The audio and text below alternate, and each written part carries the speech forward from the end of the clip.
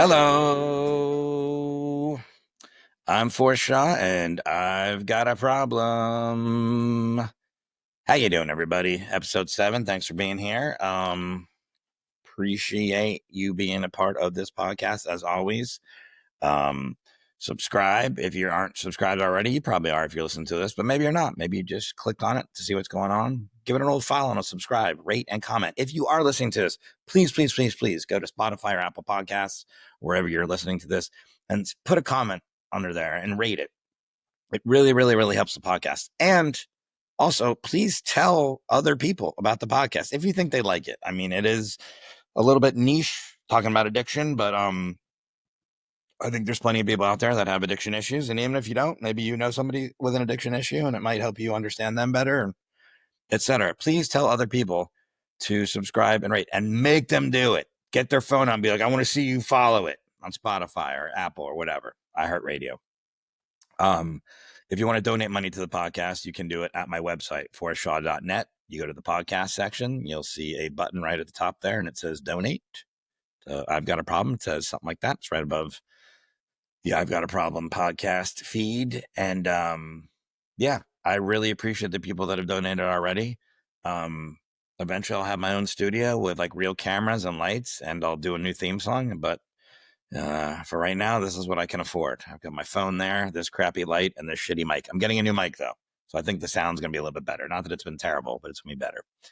And while you're on the podcast page, check out where I'm going to be touring, becoming near you. I'm adding dates all the time. I have a huge tour at the end of the year planned, like basically November, December, January in Florida. I'm going to be everywhere in Florida you could possibly be, from the Key West to the Middle Keys. Islamorada, I just booked a gig, to Miami and Tampa and Fort Myers and Orlando and up the East Coast and all the way up to Jacksonville. I'm going to be going to Australia in October. Right now I only have Melbourne, but I will have the other dates hopefully by the next podcast all sorted out. And I've got gigs in Boise, Idaho. I've got gigs in Las Vegas. I've got gigs all over the place. Check me out on forestshaw.net. And yeah, with that out of the way, let's get to our segment that everybody loves. Everybody loves it. Called I've Got Another Problem. I've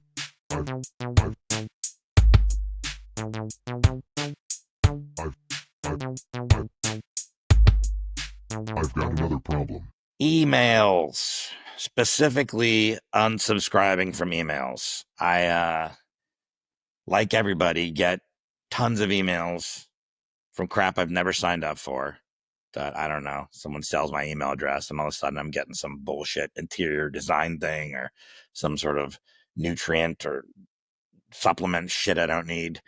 And then you got to unsubscribe from them. And sometimes it's something I signed up for and I want to unsubscribe from it, and they don't make it easy. That's my main problem. Is it's fine. I'll delete it. I'll mark it as spam. I'll hit the little unsubscribe button on Gmail, but they don't make it easy. They do this bullshit where like you got to tell them why you're unsubscribing, like, which I think is illegal, first of all. But you'll click on it and be like, please select one of the reasons. And if you don't select one of them, they won't even let you unsubscribe, which is some bullshit. And then they do this other trick where like they're like, oh, which emails do you want to unsubscribe for? And they'll have like 5 buttons there. Do you not want to find out about promotions? Do you not want to find out about sales? Do you not want to? I'm like, no, I want all the shit done. Like, just unsubscribe. Leave me alone. And here's the other thing. I swear to God, I've unsubscribed from emails list before, and then they keep sending them to me. And I don't know what to do. Like, there's no email police. There probably is some bullshit like Consumer Relations Bureau or something. There's probably something that you can be reporting this to, but I don't know what it is. And I don't have time for that, because I'm sure I've unsubscribed and they're like, oh, we hate to see you go. And then you keep getting them from them. And I'm like, and there's no one you can call. You can't call them up. As soon as you call, it probably automatically re-ups you for some sort of phone list or texting bullshit. And it's like, it's fucking annoying. So get off my dick. Emails. All right, my guest today is Andy Haynes, very funny comedian, and I had a really great conversation with him, and I hope you enjoy it. Let's get to it. All right, I'm here with my guest today, Andy Haynes. Andy Haynes is a very funny comic, and you can learn more about him or find out where he's going to be performing at I'mAndyHaynes.com and at Instagram at I'mAndyHaynes. YouTube at Andy Haynes. By the way, Haynes is Haynes. Yeah. And he's got a podcast with fellow comic Mike Cannon called Beautiful Boys. You can check that out, I'm sure, anywhere you find podcasts, or at Beautiful Boys Podcast on YouTube. I'm assuming at Beautiful Boys was taken on YouTube. I think so. I don't know. I'm not sure. That's all my producer's doing. I kind of just I show up and I reshare the clips. Oh, yeah. Um, this is my first podcast without a producer, so I'm doing it all myself, and it's because I didn't want to spend money, and I was like, boy, do I want to spend money now. It's Yeah. Yeah. it's a lot of it's a work. lot of work. But I'm in it now, so we'll see. We'll see how this podcast goes without a producer. Yeah. Yeah. Anyways, I ask all my guests this question first off. What's your problem? Man, my problem, well, intrinsically there's a hole inside of me that I will fill with any kind of joy-giving substance and or activity. Um, Most notably alcohol. That was kind of my main event. So I'm an alcoholic, but when I got sober, which I'm 10 years sober now, I got sober after having quit drinking for 4 years, and I just had smoked pot. I smoked pot like all day, every day for those 4 years. Um, it was literally like I was completely sober for a couple months in 2010. And then I smoked a joint while doing a painting job because I've had like 1,000,001 painting jobs on this lustrous comedy career. Not painting, but manual labor. And then, but I smoked a joint. And then that night I had like a really good set. And, I have an addict brain. So I said, well, this is the answer to all my problems. And I just smoked pot every day, all day for 4 years. And then got into the rooms, went into the program, got sober. Yeah, I think painting and moving, those are two big professions for comics when they're like Yeah, I think trying to I'm make like ends meet. I'm the old school. I was like, I think one of the first movers that worked, or one of the first comics that worked for this moving company that then went on to hire like every comedian that passed through New York City. So, Yeah. And you said I mean, alcohol, obviously, and you mentioned was the big thing, but you said anything that causes joy, you'd shut. Like, I mean, have you ever gambled before? Like, was gambling ever a thing that you felt? recently, Like, yeah, recently, in December, I was working the Comedy Cellar in Las Vegas, and for the very first time in my entire life, I did sports betting, and I went up to the machine at the William Hill, and I just pushed like a pre-selected parlay for soccer because that's the only sport I know anything about, yeah, and I won like $1,000 off of a $20 bet, and it was my very first time ever doing that. And I, in my head, because I'm not well, I said, well, this is okay. Now I found my new thing, and this is how I'm going to become a millionaire. And I'm obviously a gambling genius. And then I proceeded to. I did not spend that much money. I want to say I probably spent a total of $250 over the course of 3 months just doing like $10 really high odds parlays, and I didn't get close another time. Not yeah. even not even near winning another time. So It's amazing you won the pre-selected one because usually those are like the AKA like sucker bets where they're just like, hey, do you not know what you're doing? Just press this and whatever. So not yeah, that somebody got fired that day at William yeah, Hill. for sure because they don't know the outcomes. I know some people think things are rigged and stuff, and there has been some stuff in the NBA with referees and stuff like that. But for most part, they're just prognosticate, Yeah. and so they usually do set that one up like, this one probably isn't going to hit. We don't know. So yeah, definitely somebody got fired. But yeah, those parlays, it's really, I think, and I've talked about this in this podcast, the fact that you can gamble from your phone pretty much anywhere now, and people post these things on social media, like I hit this 10 team or this 15 team parlay or whatever. And it's just normalizing it, and it also for the average person that doesn't gamble, they'll just look at it and be like, oh, I guess this is just a thing you can do, and then that's kind of how it starts, and hopefully that person doesn't have an addictive mind, but if you do, you can see like where it'll lead you. So Yeah, I mean, I think I bet if you did the research, people are pretty bad off, I would say, with I would say it's not been a positive result other than for the, profits generated by the gambling industry. Yeah. Everybody's doing, DraftKings and all these things. And yeah, when I didn't do it a ton, I never did a lot of money, but I felt it. And it was kind of weird too, because I really liked watching football, soccer. Um, and then as soon as I started gambling on it, it became like a different thing. Like I Yeah. didn't enjoy it the same way. I wanted all these teams to do the things I wanted them to do. It didn't even matter my team, how they were doing.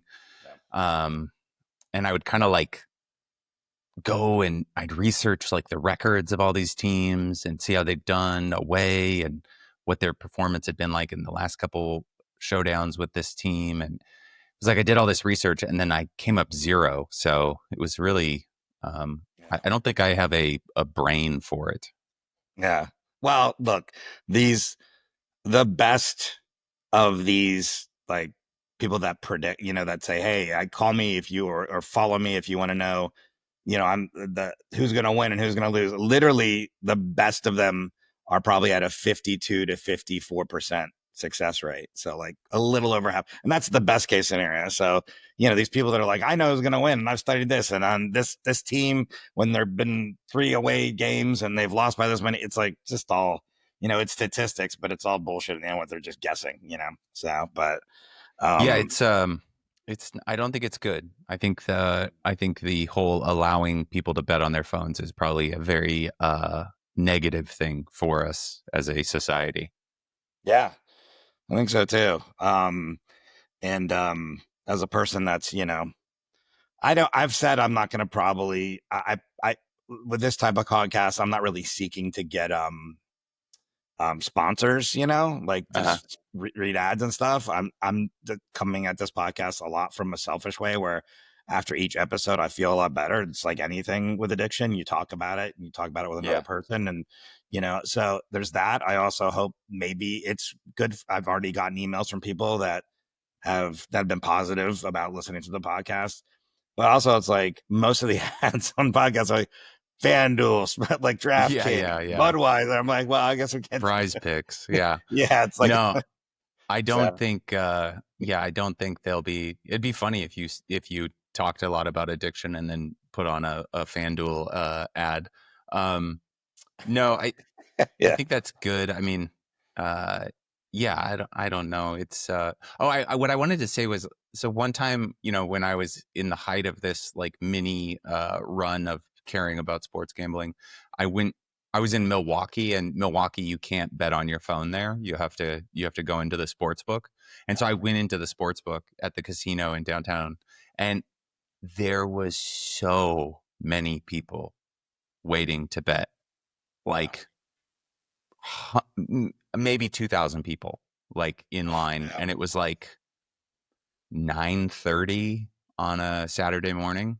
So it's Sure. like, yeah, I've dabbled in the other stuff. I mean, what was your like gambling preference? When I started, and I haven't talked about this on podcast yet, so I'm fine to.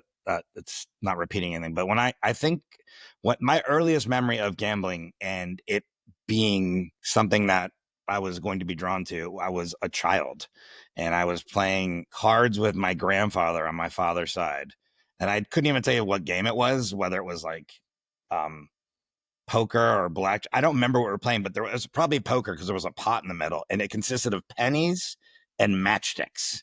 So it wasn't even Nice. like all money, but it was still stuff that you would get.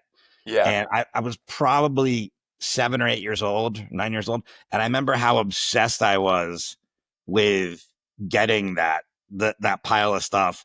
But it was more like looking back to it was the obsession of amassing it. So I had that ammunition to keep betting because that's all the gambling is. It's not, I mean, winning and losing is part of it, but it's not it's the action. The action is the dopamine release. That's the vodka, that's the cocaine. It's just having that fuel to be able to gamble more. And so Yeah. I remember that as like looking back. And then when I got, it wasn't really bad until I got into college and I started gambling on sports, and I gambled on sports a lot. Um, I ended up owing tons of money to different bookies and people were after me. Like, yeah. So that was like the big, kickoff. So was college sports. So I don't know, for drinking, like what, like, that's what I was going to ask you. Like, what was it like for you? Like, when did you start, Um, I probably had my first drink around seventh grade, which was like, I think, going to some kind of church retreat with a friend and finding like wine coolers and a box of Franzia wine in the fridge and literally like laying on our backs and pulling the Franzia out so that we could just pour it into our mouths.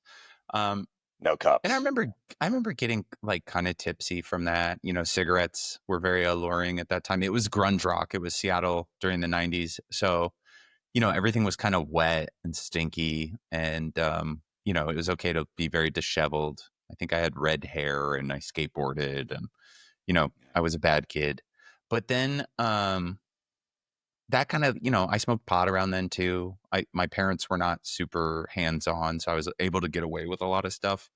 I don't remember pot being like an immediate kind of like enjoyable thing, but around my sophomore year, I started to drink socially and then have those experiences where you're like partying with girls and upperclassmen and kind of having like big sloppy nights and it, so fun. I mean, immediately I was like, I want to do this for the rest of my life. But I around that time, I also got my first like run in with the law, which was I blacked out in a park with a bunch of kids and they left me. And like in the blackout, I like walked through this neighborhood and through traffic and got hit by a car and then like pissed my pants and threw up in the lobby of a movie theater and then got taken home in an ambulance and I woke up in my mom's bed. So it was like basically drinking in a park. Next thing I know, I'm in my mom's bed. And it was kind of obvious from there that I was not going to have a normal relationship with alcohol, even though I proceeded to drink like a teenager for many more years. And in that way where, you know, teenagers black out, teenagers throw up, teenagers, you know, do all these things. And and then right around, yeah, I was kind of like a party animal. It was acceptable. And then right around my freshman year of college, I started blacking out and getting in trouble with the law in like a more serious way.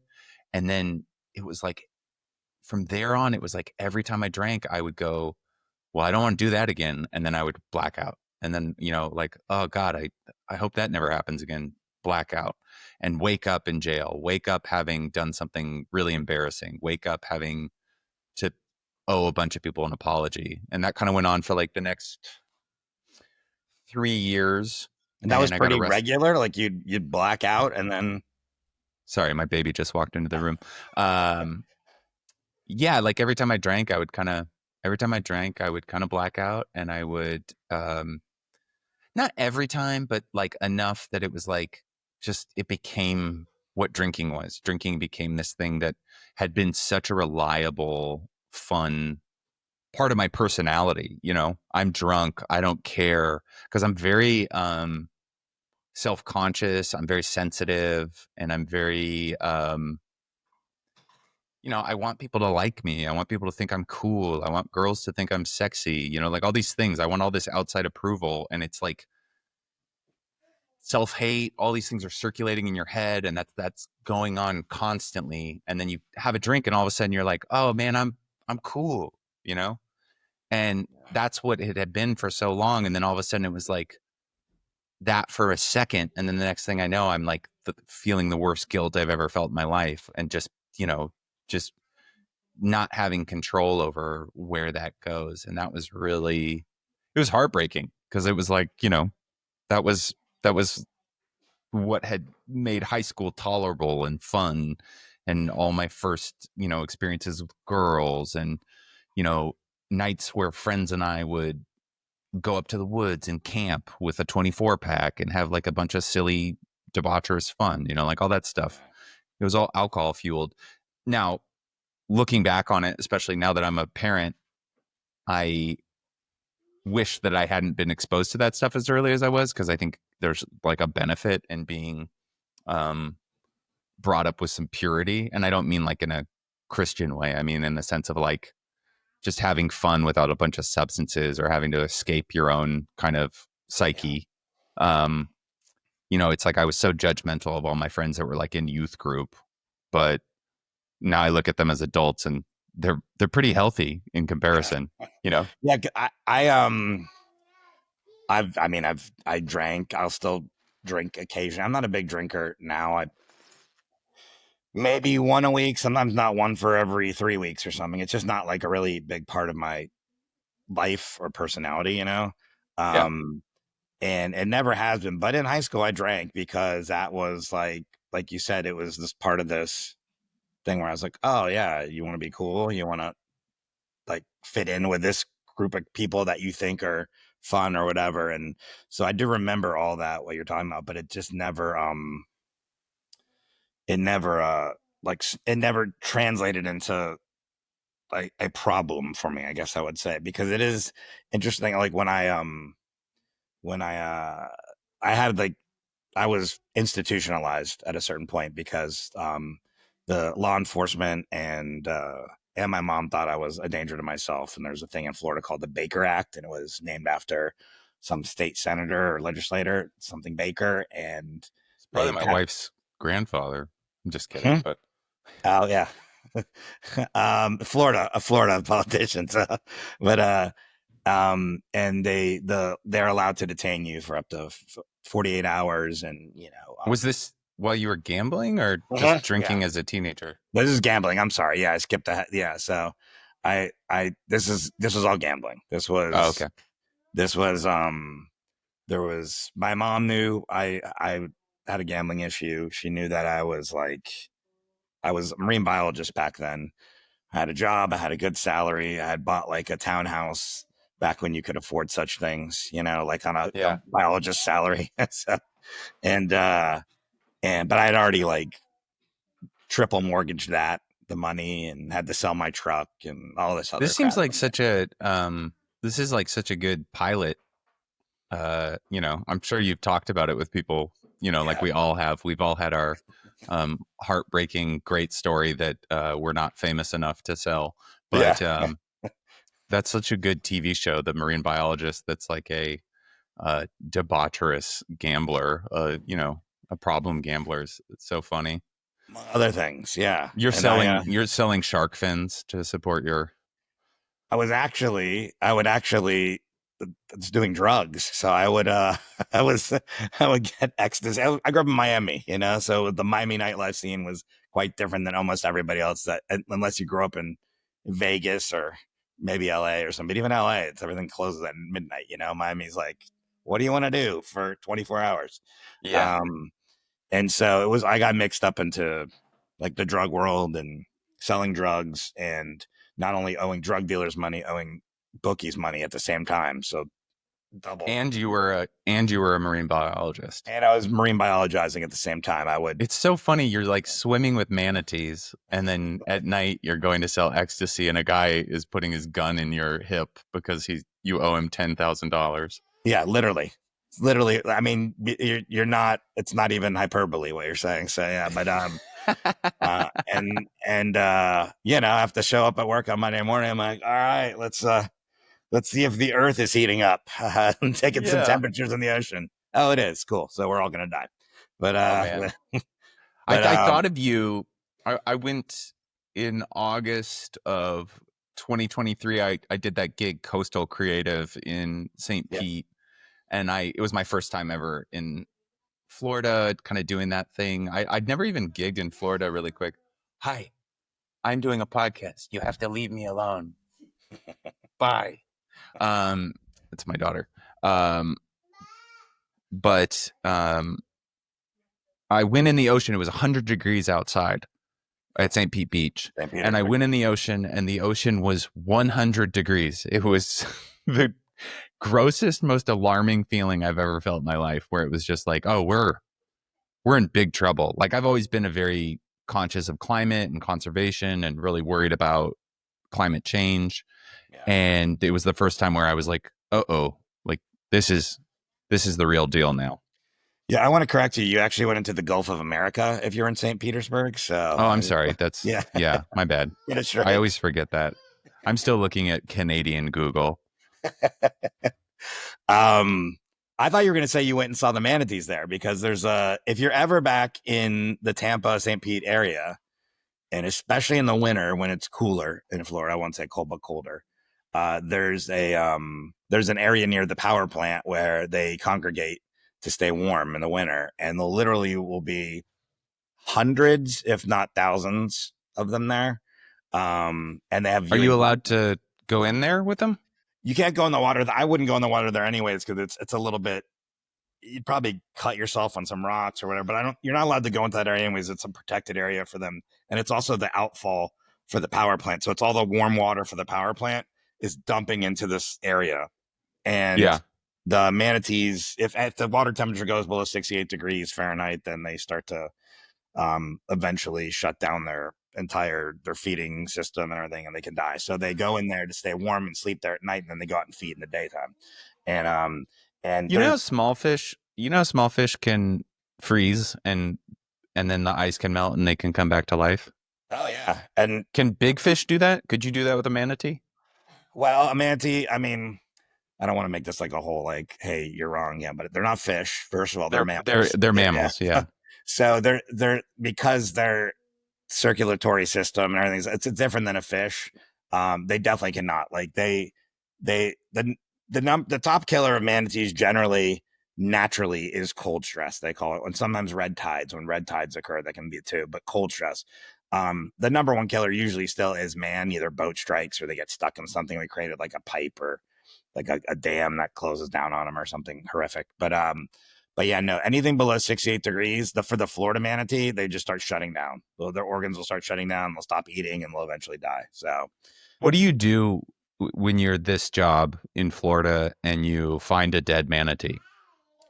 well, what I would do, so you call the state, and actually they have a lab where they examine all the dead manatees to see what the cause of death is first, so that they can keep that data. And the lab happens to be right near St. Petersburg. It's like right there. So if you're in Miami, where I was, I have the phone number on my phone. I call one of three people and they come, and you stay by either the police usually drag it in for you on a boat, or you stay by like the carcass. If it's really, really, really decomposed, which it can be in the summertime when, like you said, it gets up into 90s and hundreds, and they've been like floating in a mangrove area where no one's seen them for a week and they're disgusting. You have to do it on site. It's called a necropsy when you do it on an animal, not an Yeah. autopsy. So you have to like literally cut them open on site, see if there's broken bones or any sort of trauma stuff, and try to make some determination. But a lot of And times, have you done this? oh yeah, done many of them. Yeah. Jesus. That's I love the idea that there's this like lab in St. Pete and they're trying to figure out what's killing the manatees and it's probably like, 75% climate change or something. And then they're just not allowed to report it because there's like new laws that deny it Oh, all. sure. Yeah. Yeah. With manatees, boat strikes are the big one. It's still a man caused thing. It's always going to be us in the end, boat Yeah. strike or something like that. But red tide is a big killer, and they understand how red tide work. I mean, it's basically winds carrying dust from the Sahara Desert across the ocean. And there's a certain type of, uh it's an algae bloom, Yeah. algal bloom, like, right. But I'm sure if they wanted to investigate the increase in red tide blooms, that there be some relationship. It has to do with weather patterns, so I'm sure there'd be something with that too. So Yeah. it's always going to be connected, for people that want to believe that. Yeah. I was just in Guatemala and I'd lived in this lake in Guatemala for a while and I was just back there and I'd noticed a lot of pollution, mostly man, just garbage. People just there's no garbage disposal systems.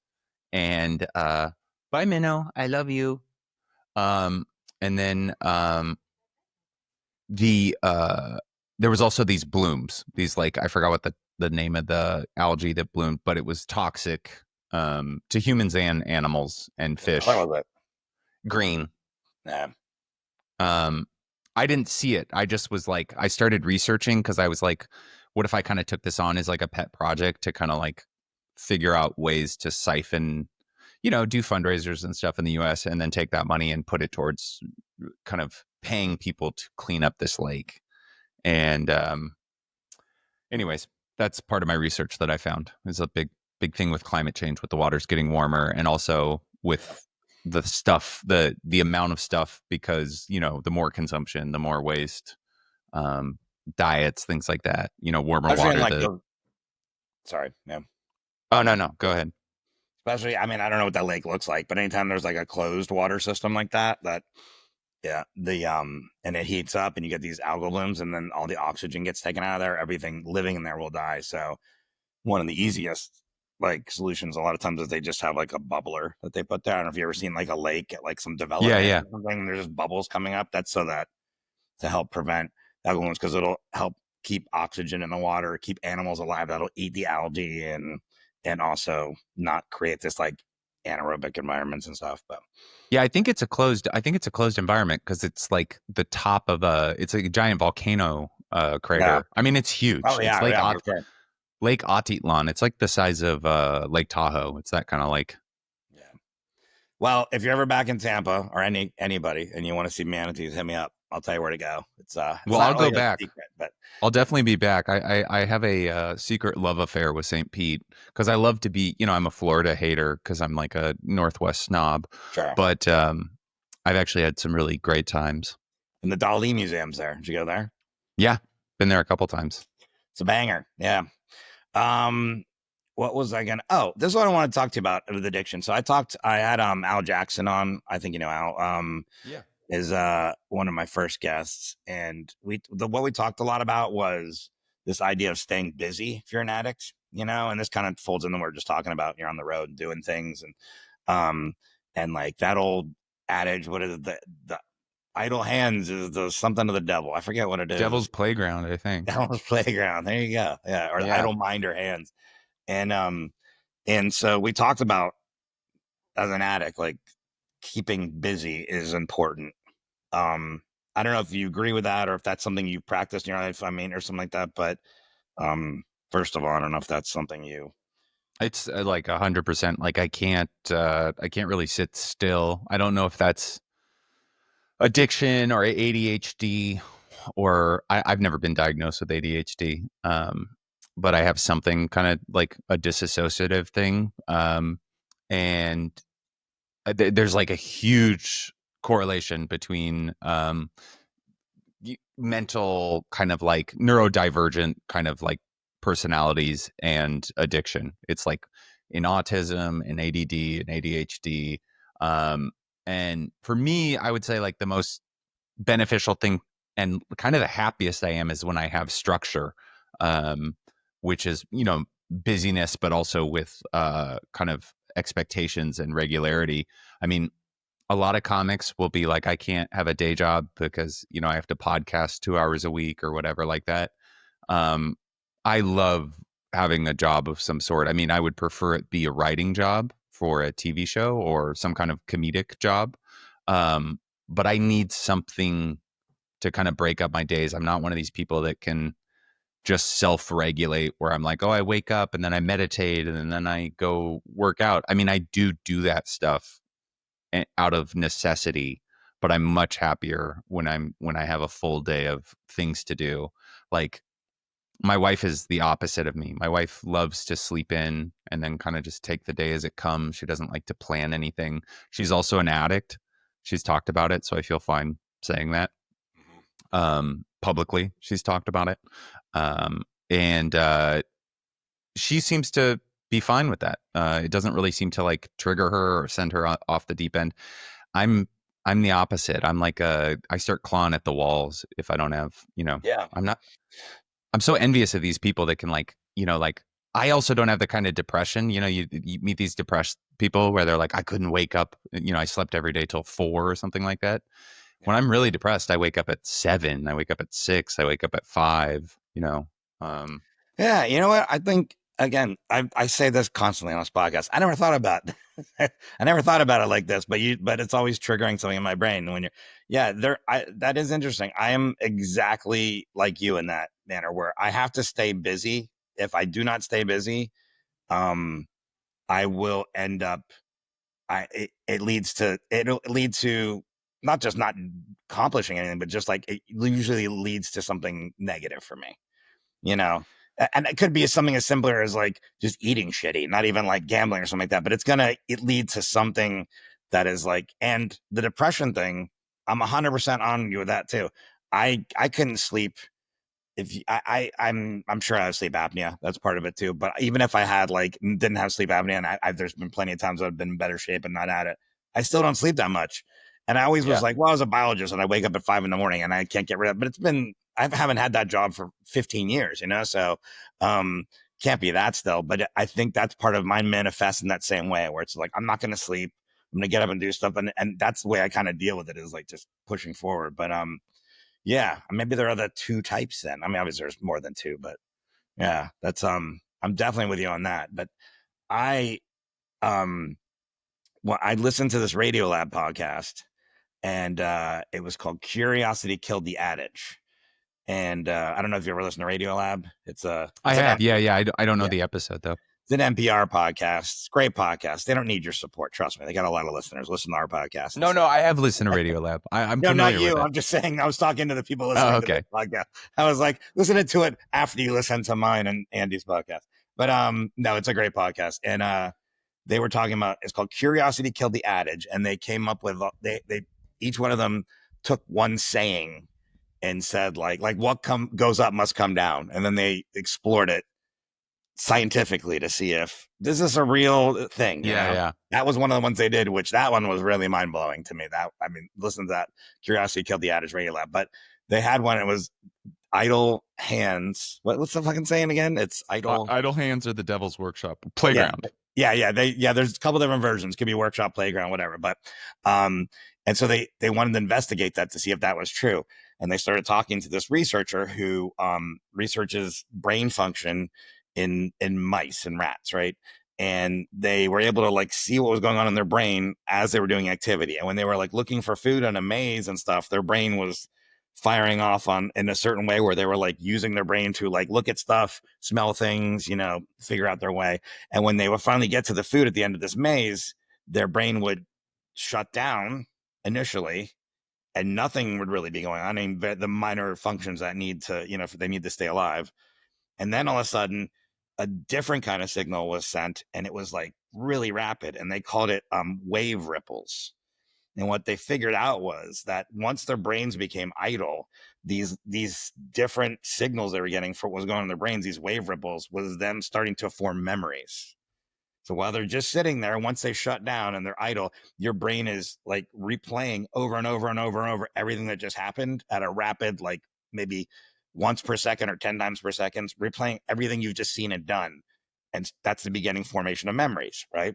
So, and they said like even something as simple as talking to a person, focusing on TV, like for like anything that you were like your brain took you away from, that would stop. So the wave ripples things would stop.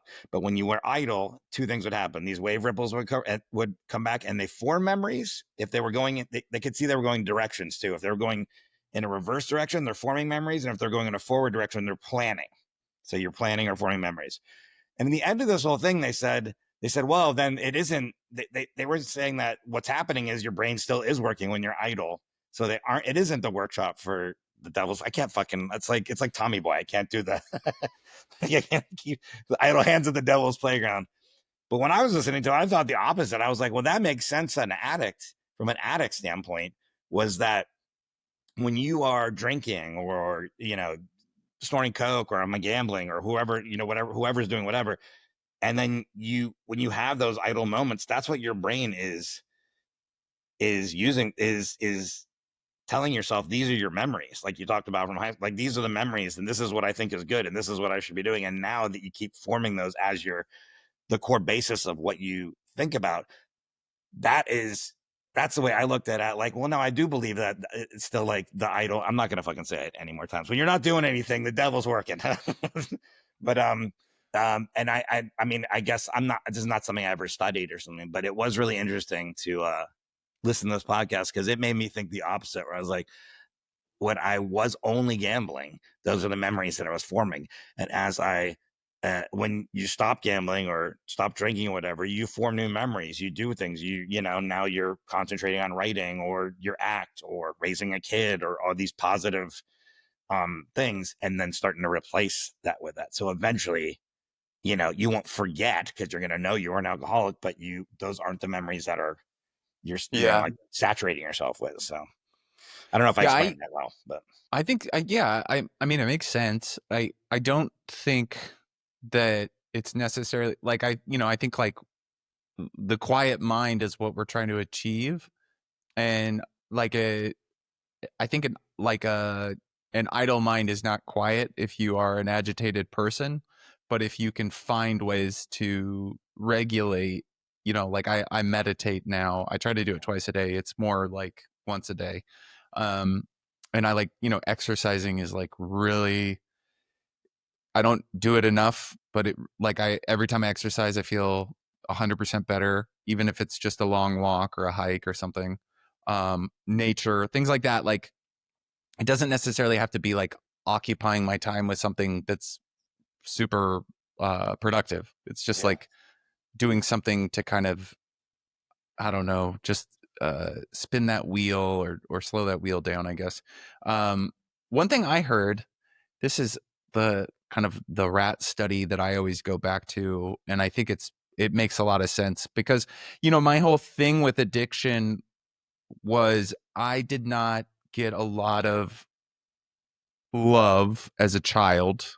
Um, and I really wanted to be validated. I really wanted to be accepted. I really wanted to be um, loved, chosen, all of these things. I would say that I've definitely have some love addiction. I've gone to slaw. Um, I have some codependency. I've done coda, which is another 12 step. I've done kind of like almost all the 12 steps. I have not done Gamblers Anonymous, although it was looking like I was headed that way if I kept on using Caesar's sportsbook app. Yeah. But because I wanted that, I wanted that acceptance, I wanted that love, I wanted that validation that I didn't really receive as a baby and a child.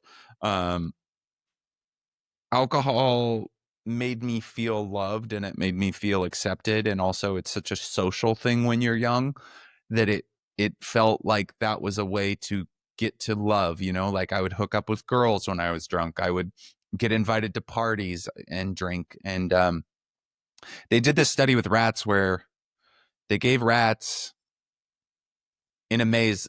The starting point was they gave them cocaine or food. And once the rats had tried the cocaine, they just did cocaine till they died. Uh, They had a choice. So they they could go ate and they it. could They didn't snort it, right? they must have ate it. I don't think they can snort. That would Although be. I would like to see a rat snort cocaine. That'd be yeah, great. they'd But probably yeah, be good at it. Their nose is kind of perfectly designed to get in yeah, there. A sloth or whatever. What's the ant eaters? The ones that have the really long nose? They'd be perfect cokeheads. yeah. Um, but anyways, they would die. They would do cocaine because whatever it did to their brain made it more important than food, and then eventually they just didn't even have any kind of recollection of what hunger and taking care of themselves. Not, yeah, I don't know if rats know that they're dying. Um, but then the second part of that was that they gave rats the choice of cocaine or this big room full of other rats that were playing and had like wheels and food and just like a giant rat like condo basically where they could socialize. And I think every single rat, when given the choice of the cocaine or the socialization, chose the socialization.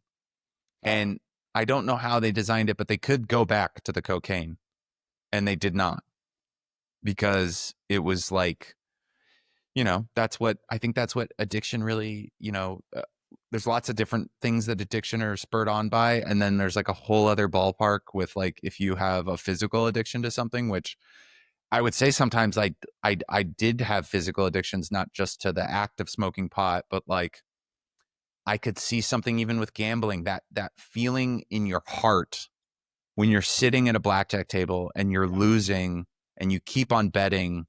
There was some kind of chemical that entered my bloodstream that was one of the worst feelings that I could not stop. You know, it was like it was like there was a hormone in my blood that was like making me go, I want to keep doing this and I feel awful.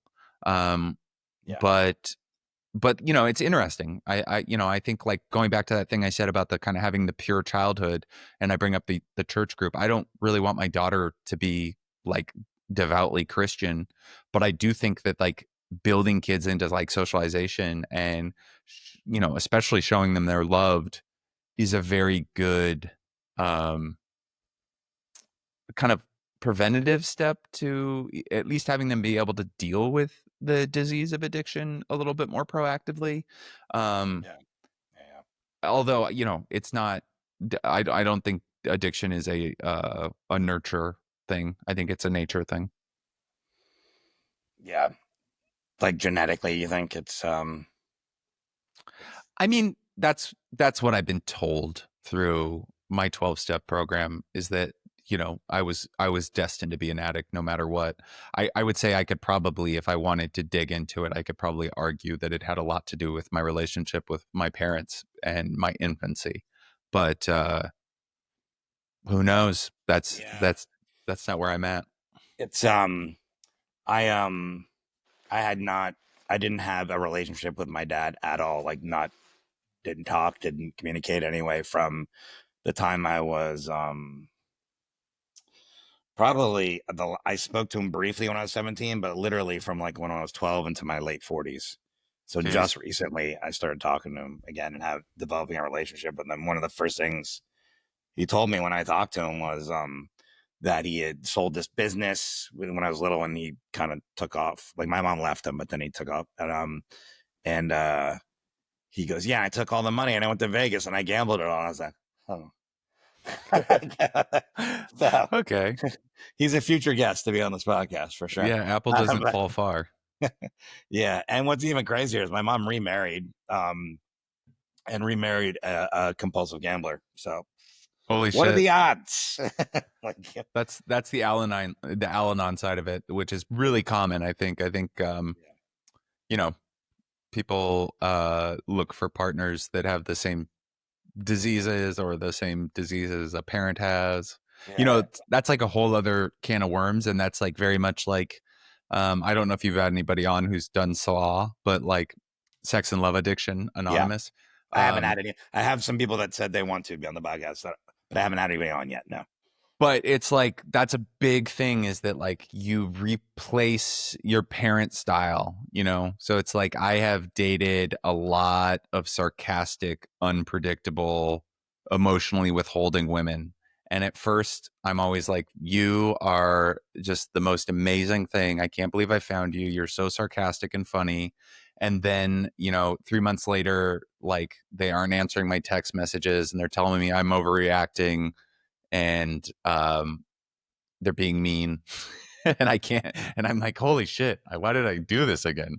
You Yeah. know? Well, to be fair, I will say for my mom, she didn't know any of that. So, because she left, I was like one. I don't think she knew anything about that because she didn't have a relationship with her mom, and then she passed away. So before she would have learned that. But the my stepdad was like, he's like, he was well into it, and it was funny because like it's really weird with gambling. Like sometimes I can walk into a casino. I do the Comedy Cellar in Vegas. So I'm there for a whole week at a time. You know, I do it probably 3 4 times a year since I live in LA.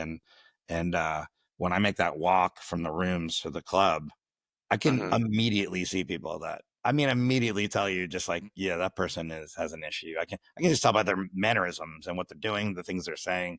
Yeah. And with my stepdad, I just never saw it for some reason because I guess when you're that close, sometimes you just don't. So when he had to like tell me that he was going to go to GA, I was like, oh shit, yeah. how did I miss Yeah. like all these things that you were like hiding and stuff? But um and I'll talk to him anymore either. So this is probably a lot of the roots of my issues. There's a lot of father things going on here. So Yeah. I got um mom, you got dad. yeah.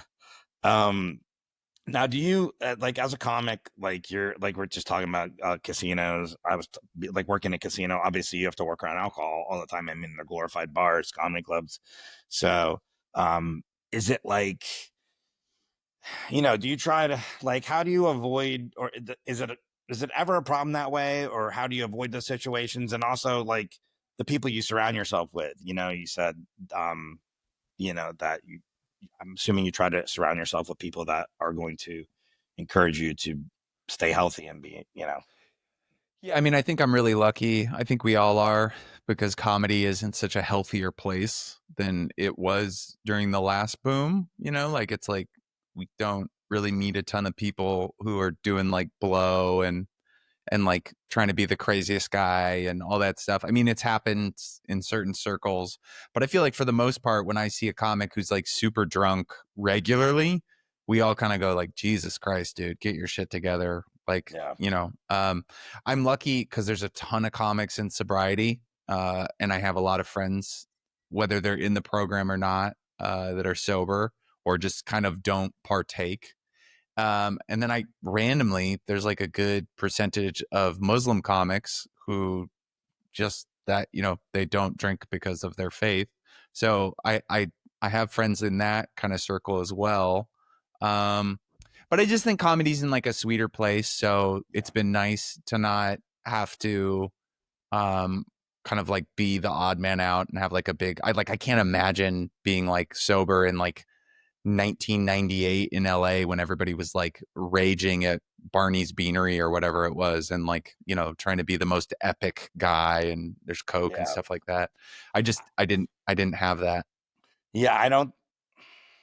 I think it would almost be impossible to be a comedian and sober in the 80s, like just, I mean, I guess it's all up to you in the end, but just it would have been such a, like so open, like that's the, Yeah, and I um, think people also glorified it more than, yeah, there was like still it was kind of before we had all gone through kind of the emotional labor to realize like, oh, that guy's sad. That guy that's like extremely epic is sad.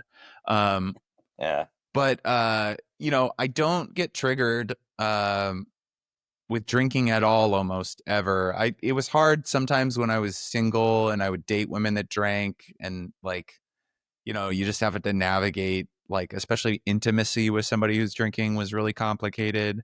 Um but I'd say like the only thing that I ever really got triggered on was like wanting to do mushrooms like in the woods or something like that, like wanting to like do something like because I as an addict, I don't feel like many of us want a drink.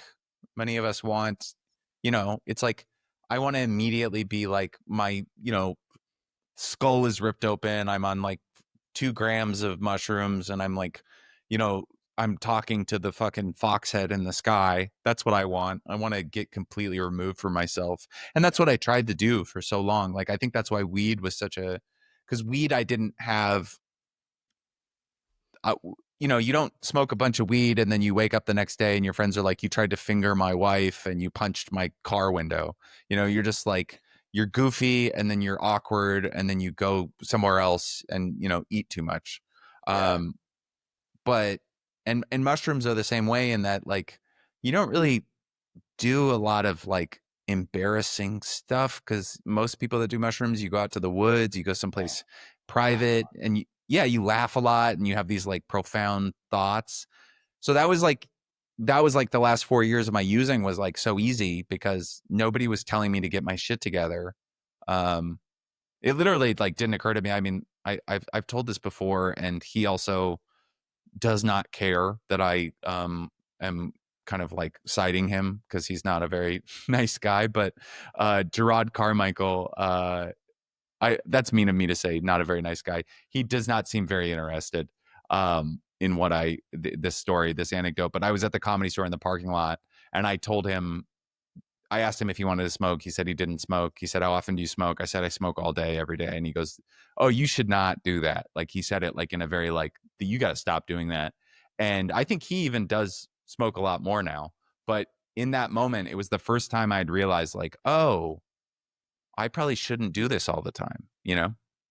Yeah, I am. And the one the clip that went crazy from this podcast was literally just me asking a question about if you smoke weed, you're not sober, right? Because some people say they're California sober, and that was like I might as well have just lit everybody's hair on fire, like on the internet, you know. And Yeah. and I what I kind of have looked at it because I'm not in that world of as being an alcoholic or a drug addict. Have I done those things? Sure, but gambling's mine. I'm sure I have a very unhealthy relationship with food that I've never really explored. So I'm sure that's like these would be my things that I'd have to focus on. But I will say, I just from an outsider looking at it, is like I I think that there's some merit in it too, at least where you're like, all right, look, I'm a heroin addict. So I'm gonna smoke weed now, like, or an alcoholic, whatever. I'm gonna smoke weed and I'm gonna do this now. And like you said, I'm not the next morning you're not getting phone calls where you're like, holy shit, dude. Like, so maybe as a step down, kind of thing where that's like that for people it works. Yeah. And I Um, mean, I yeah, think like, I'm never going to tell you if you're sober or not. I'm not going yeah, to tell you like what your kind of path to recovery is. Some people, you know, like a heroin addict, that's like a really complicated one because you get this physical addiction that you like literally you can't do heroin and not get physically addicted to it.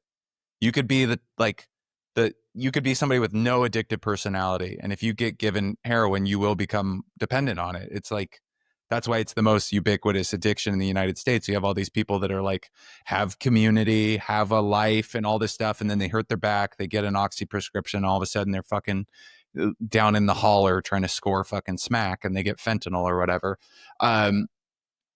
So that's like a whole different beast, heroin and opioid addiction.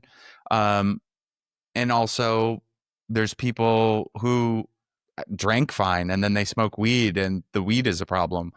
For me, I couldn't do anything without abusing it. And that goes for food, that goes for booze, that goes for credit cards, that goes for women, that goes for, a new hobby that like, I'm like a guy who like, I go fly fishing once and I'm looking at like a, $4,000 package to set up my whole new life fly fishing.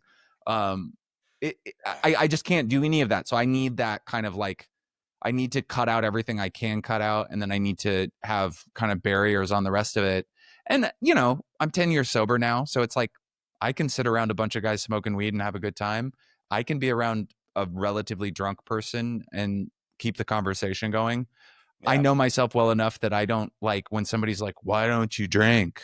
And like, why don't you smoke weed? Don't you want to try it again and see if yeah, I don't really worry about that kind of stuff. no, But I think if you are somebody who has a problem with addiction and you really want to like figure out what's going on with you and you want to be accountable and you want to kind of change your life, I do think that it's a good idea to at least go to 90 meetings in 90 days, like try to go to meetings and um and do some step work. It doesn't really take a lot of work. I guarantee you it will be less work to go through introductory approach to sobriety than it would be to procuring drugs or alcohol or dealing with the aftermath of those things, and just to see how you feel. Because once I kind of got off the marijuana maintenance program, there was like this life changing kind of like clarity that I'd had, and it didn't stay there forever. I mean, I'm still like fucked up, and I deal heavily with depression and self doubt, and I mean, it's like God, fucking comedy's so hard now because you can give it your fucking all and like spend every penny you have trying to like improve this, improve that, and you put it up and somebody's like, oh, you didn't put the right like title card, and so you get 7 views. And then a guy who just talks to his phone is like selling out a coliseum, and you're like, okay, well, this is fucked up. But I wish I could get Yeah. high at that very exact moment. So Oh my God. Yeah. I think that's well said, like we said, because I think that's the key is like, there's no definition here you go by. It's like, you know yourself. You can lie to yourself only so long before you're like, no, this is a problem. And like whatever it is. And if and you realize that after, I think you said 4 years or whatever it was with weed, and you're like, all right, I got to stop doing this. Like, this is hindering me, yeah. So, and that works works differently for everybody individually. So, fly fishing, yeah, it's a tough one. Gotta live near My my redwoods. my Yeah. father-in-law took me to, I'm sure actually you're at least familiar with the South Andros Island in the Wait. Bahamas. Oh yeah, yeah, yeah. I It's was like thinking. completely undeveloped. There's like one road goes up and down the east side of the island. There's probably, I want to say, collectively 100 structures on the whole island, and then the entire interior of the island is waterways, mangroves, reefs, and it was just. I mean, I'm not a fisher, but it was like that was my introduction to fly fishing. Was like Yeah, this $6,000 trip, and needless to say, I was very into it. It was really fun. yeah. You were calculating exactly. You're there. You're like, all right, well, I can set up my store there, and then take Yeah, tours out here, and this this is is my my new new life. life. Yeah. Yeah. I worked with, I just popped in my head. I don't know. One of the first comics I ever worked with was Angel Salazar. Oh yeah. He was like I would say the first or second time. I think it was the second time I hosted. And he was a throwback. He passed away last year. Yeah. I Somehow I lived till think last year. I don't know how he lived till last year, but he I was actually worked openly with doing him very drugs. early on in my career. Eh. And he was doing a lot of drugs, I'm sure, right? I mean, he was openly He doing seemed drugs. like it. He Yeah. seemed like it. I mean, he was definitely like not a super present guy, and he also kind of had an act that was a throwback to kind of the salad days of his Scarface appearance. He wanted me to get the drug. I'm like Miami Improv. I'm I made it now. I'm on the roster for the improv. I'm hosting. I'm like, don't fuck this up.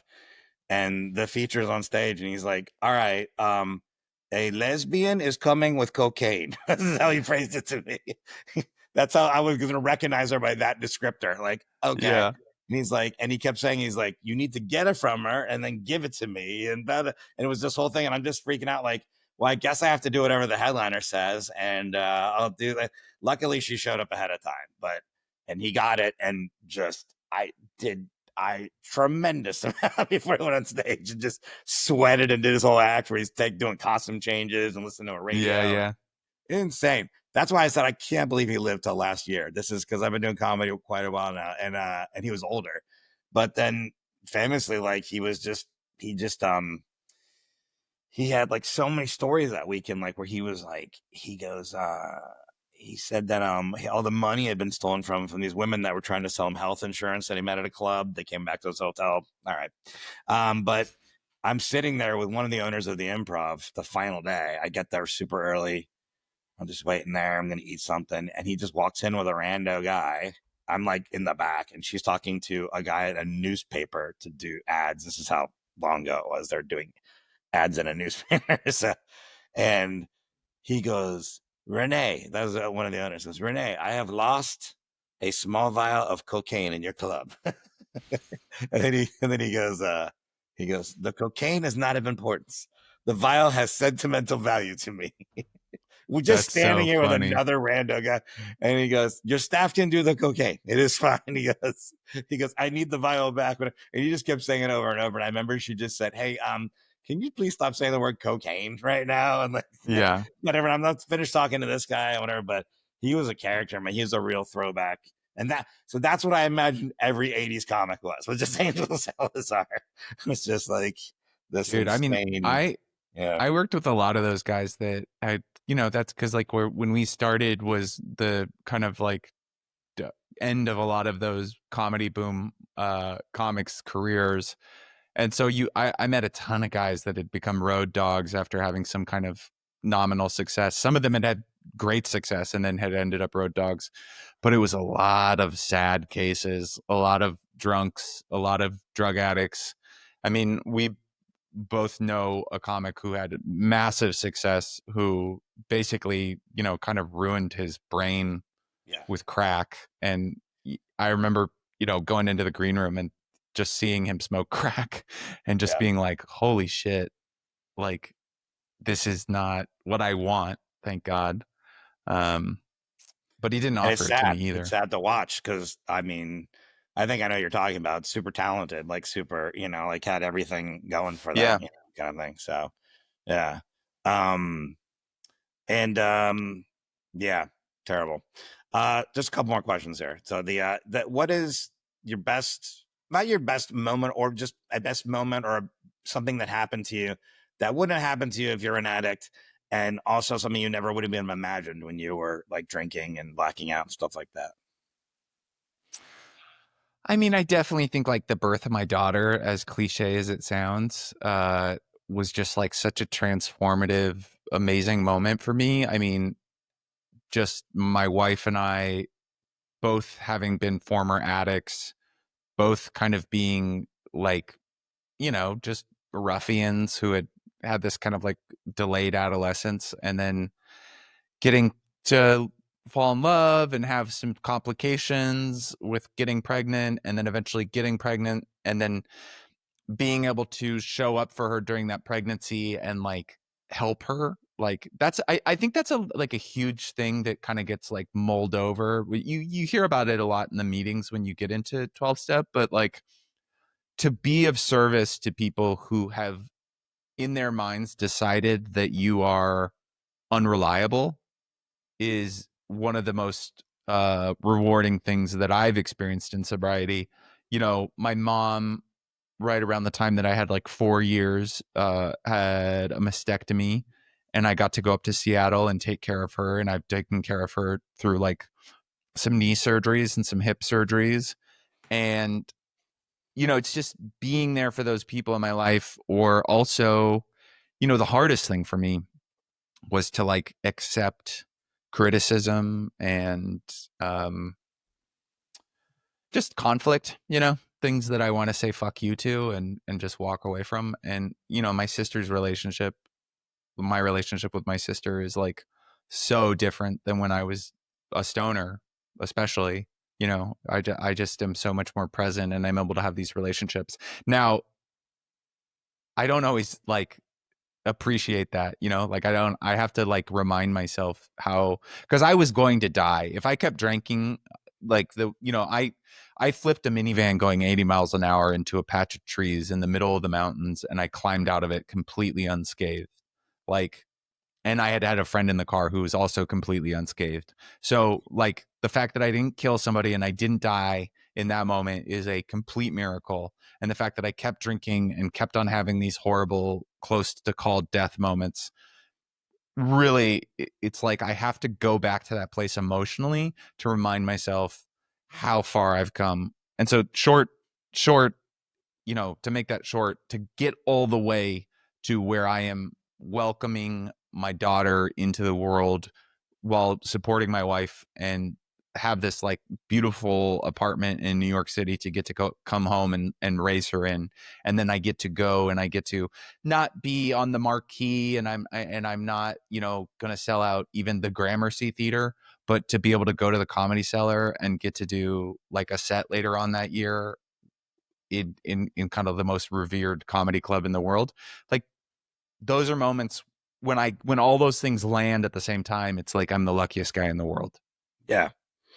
And that's important to remember too, because it's like it is funny. You're like, well, I'm on the marquee Gramercy Theater, but you're in the small percentile of people that perform at the Comedy Cellar, which, like you said, is like arguably the most prestigious comedy club in the world. Yeah.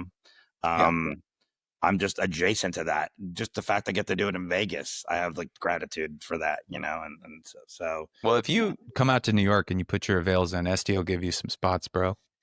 yeah, there was a time when I was gonna be out there, and then last minute I had to cancel because I had some voiceover work, and so I ended up not doing the spots. But I know that it'll happen at some point when I come out to New York. That's So that'll sweet, be sweet exciting. voiceover work. I would love some voiceover work. That's the dream. I would like more. I don't do enough, but I also am coming from. I've realized really quick when I started I put a reel together and took a couple like classes and stuff, is that I am literally the open mic comedian that's like, yo, when am I going to get some work? You know? Yeah, And they're yeah. like, dude, we've been doing this for 25 years. And it really came apparent when I took it was a course on video game work, and everybody in there was like super seasoned as far as voice acting, and I had only done commercial. If you need me to do a commercial and sell a chainsaw or a truck or something, I'm your guy. Like my voice is just like Chevy, you know. I'm just like ready Yeah. to, and there's no acting in it. It's just like blah, blah, blah, blah, blah, blah, you know, accentuate a few words. But when I went to this one on video game acting, it was real apparent real quick that I was like, oh, this is acting, and I don't know how to act. And Yeah, I was yeah. like, and people are dying and getting chased by zombies and fearing for their life, and I'm just like, I got to the booth and it was ugly. Like the guy was like trying to give me some positive feedback, but it was hard to do. So you I know, had easier said than two done. I had two horrible voiceover situations happen to me. The first one was just I took a class with a woman and I took like 9 classes with her and gave her all my money and I never made a reel. Wow. Like all these things that I was supposed to do in the class, I would just go there and we would just like she was essentially just like flirt with me and then give me like life advice and then we'd be like, all right, we'll get to it next week. She was very kind, Yeah. but it was just like I at that time I had no money and I gave it all to her. And then the next one was I got a call back for it was like the like basically the Rugrats version of like WWE, and I'd auditioned to be baby Ric Flair, and I worked on this audition and I got the call back and I go in and I'm in the booth and it's like Seth Green and a couple other like big Adult Swim producers, and they're like, all right, go. And I start doing it and they're like, oh, hold on, just do regular Ric Flair. We're just gonna modulate your voice. And I had not worked on a Ric Flair at all. And I was like, I thought I was like because when you get those audition callbacks, when you think Yeah. like, okay, I'm in front of producers, like this is the one where the universe is gonna step on my side. I was like, you start like planning your new life with that income, and very quickly dissipated. Yeah. Right before I moved to LA, I think this is when I met you. I think we worked together for like in person at Yeah, the where was that? Was that? Cap City Comedy Club. Yeah, that's right, Texas. And I was featuring for you, and I think I moved to LA like 3 weeks later or 4 weeks later. I was about to move to LA, I know that. And I had this one last voiceover gig that I got for this company called Stripes, which is like a 7-Eleven of the Southwest of the United States. You ever drive around New Mexico or the I've never Stripes for seen no a reason? Stripes. No. Yeah, well, if you see one now, and it was for breakfast sandwiches, and I read like all of these like chorizo and egg and cheese and on a muff, whatever, and I got it, and I want to say it was like the first pay was $5,000, and then it stepped up, and then there was something like another thing where you get 10 grand. There was like all these steps, right? And I Yeah. was counting all that money. I had it, by the way. They told me you have this gig, Yeah, right? yeah. And so I'm about to move to LA with more money. It's great. I need money to move. And I was doing a gig on the west coast of Florida at this place, Bizani's, which is like 4 hours from Miami and Port Charlotte, like 3.5 hours. And I literally had to leave that night after the gig. I was going to drive back to Miami, record it, and then drive back to do another 4 hours to do the rest of the gigs that weekend. And I'm literally get back to Miami. I get back to Miami, I sleep. I wake up the next morning. I'm driving to the studio and I get a call from them, and they're like, "I'm really sorry. The last minute, the company went with the second, the Oh, second person." God. And I was just like, I remember, I can remember where I was driving on Ingram Highway. I just remember exactly where I was. And I was like, it's cool. Yeah. And she's like, yeah, but we love your voice and blah, blah, bullshit and hang It's up. always, yeah. It's Yeah. always, they're kicking you in the balls and you're like, Yeah. Hey, I'm just happy to be here. And I remember calling my mom to talk to her, and she goes, "Hey, how'd the thing go?" Blah blah blah. And yeah, I didn't. I drove. She knew I had driven back and was driving back, and I go, I ended up not getting it last minute. She goes, "Well, that's wrong." Like she doesn't know anything about show business. She goes, "You got to call them back and at least get gas money." And so I was like, "I'm not getting anything from them. Like, we're out. No, We're out all the no, money." So the cause it I was a real lost. relief. So when I was driving cross country 3 weeks later, I saw those stripes places, and I was like, "Fuck." But yeah. There was something else you said, and then I forgot. But I think that it was more about like the gratitude and also like the all the different. That's what it was. Being in service to other people. That's the last thing I want to say. That was such a like a poignant thing you said, and interesting because I do remember that feeling when I stopped the first time because I went back and forth with gambling, and I I didn't gamble for about 14 years, and then I moved out to LA, and then didn't stop going to meetings and stopped had all my whole support system gone, whatever. But before that, I remember that first time, those initial years when I was clean, that being able to be trusted by people, because the trust was so gone. Because I've been gambling all my money and taking money from places and stealing it and all these really fucked up behaviors. And that is a really great way to put that, because that is, and even like you said something about like not forgetting that, like with your mom and your sister and things like that. And I think that's important for people to know that might be listening or that are struggling with addiction, is like that is, there are these rewards that come with it. It's not just, hey, I'm not fucked up anymore, but also there are these other positive things that will make you feel good when you stop, you know, screwing your Yeah, life up. You are. Yeah. if I was just like in Seattle and I had just not tried to do a career out of this and I just gotten sober and I like still worked at like the ski distributor, oh man, I'd probably be so happy right now if I hadn't thrown this like show business into my life to like constantly reject me. Um it would have been such a healthier decision. You Yeah. know, I have a friend who's he's bipolar, he has some addiction stuff. Like I said, very correlated. But his comedy is a big trigger for his mania. And you know, it's like I think he is almost at a point where he's like, I don't know if I'm going to do it anymore, just because it's like what it does to my healthy brain just feeds my sick brain. And I think comedy, like if anybody here is a young guy with some addiction problems who's also a comic, because you know there's a lot of that in this, it's attractive to that type of personality. um, there's no rush for your comedy stuff. Deal with your addiction and your mental, and also realize that like it's not cute. It's not going to make you a better comic, even if you're the life of the party and your wackiness is, you know, your whole thing. It's it's not worth it. And I would say like the most important thing is to get right with, let's say, God, but it doesn't have to be God. It could just be you. Because that'll set you up a lot more success than being the zany guy at the festival. Yeah. So Zany is a nice word you're using. So yeah, it's probably something different that you're going to end up. But thanks for doing the podcast, Andy. I appreciate you being here. yeah, man. I always really enjoy talking to you, Forrest. I feel like we don't talk that often, but I feel like every time I talk to you, I have a very thoughtful conversation that is like sincere, which is like not, it's a rarity in this business to kind of like be able to talk to somebody every couple of years and actually have like a connection. So thanks for Oh, asking me on. thanks. I appreciate that. Same. Likewise. I feel that I do. I'm not just saying that because you say that, but I appreciate it. I'm going to have to say it now. Like, no, I Yeah, don't yeah, feel of course. I got nothing. So, Well, thanks for um, having me, man.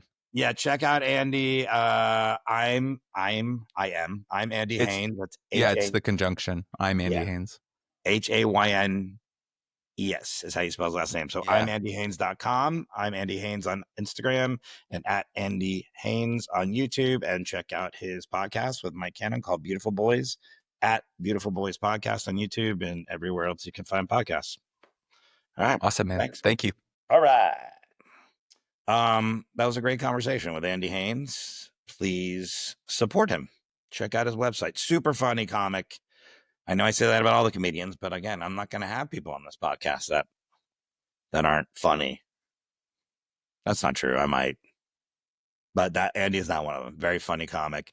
Go to his website, check out where he's going to be, and support him. Support him so he can support his child. He had a really great insight into stuff, as everybody does. Everybody, I've realized, I know I'm only 7 podcasts in, but it is quickly becoming apparent that everybody has a unique perspective on this, on what they've gone through as far as addiction. I said last time I was going to look up different suicide and crisis hotlines other than the US, and I was going to do it based on who's listening to this podcast. So here we go. Suicide and crisis hotlines in the US. And if you are feeling at all like that creeps in your head at all, that thought ever, and you can, if you're an addict, using or not using, call one of these numbers. In the United States, you dial 988. Boom. Super easy. Canada, guess what? 988. I guess you are going to become one of our states. You're almost identical to us. That's convenient. So if you're in US or Canada, 988. United Kingdom. This is the people that listen to this podcast currently. The most. There was like one download in Curacao. I can't get you the number. You're going to have to go to the Wikipedia list of suicide crisis lines to look up your number. But these are the countries that were listening the most. United Kingdom, dial 0800-689-5652. I'm not saying we're better than the United Kingdom, but 988 is way easier than 0800-689-5652. That's the United Kingdom. Australia, it's something called Lifeline. If you're having these urges or thoughts, you dial 131114. Seems like a fake number, but that is, I looked it up to make sure, 131114, the Lifeline in Australia.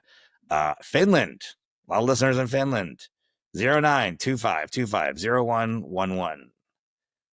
And the international helpline in Berlin, this is for Germany.